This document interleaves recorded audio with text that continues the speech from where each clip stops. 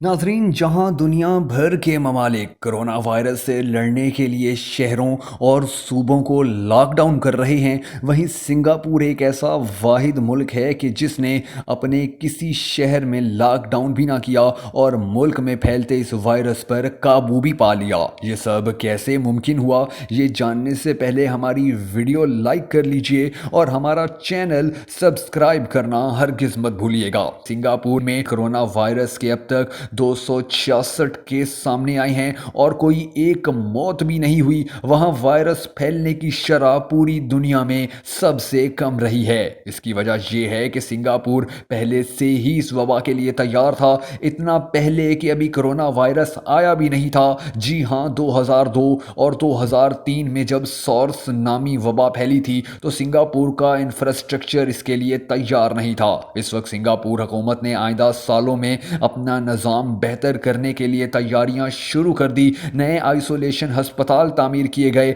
Negative pressure room बनाए गए और ऐसी वबाओं के लिए कानून साजी की गई। इसके बाद जब 31 दिसंबर को चीन वायरस पहली बार रिपोर्ट हुआ, सिंगापुर ने उसी वक्त इस वबा से निपटने की तैयारी शुरू कर दी। बहुत सा काम वो पहले ही कर चुका था और बाकी इसने वबा के अपने मुल्क में आने से पहले कर लिया। जब आलमी इदारे सेहत ने कोरोना वायरस को पब्लिक हेल्थ एमरजेंसी करार दिया, तब तक सिंगापुर इस वबा का सामना करने के लिए पूरी तरह तैयार हो चुका था। सिंगापुर के हुक्काम का कहना है कि जब कोरोना वायरस चीन में फैला तो हम जान गए थे कि ये वबा बड़ी तबाही लाने वाली है, क्योंकि इसने 1 अरब 40 करोड़ आबादी वाले मुल्क चीन को भी परेशान करके रख दिया था। रिपोर्ट के मुताबिक उसी वक्त ताइवान, हांगकांग, साउथ कोरिया और खित्ते के दीगर ममालिक भी वबा की संगीनी को भांप गए। इस वक्त तक दुनिया इसके लिए कोई तैयारी नहीं कर रही थी। सिंगापुर हुकूमत ने एक मुनफरिद काम ये किया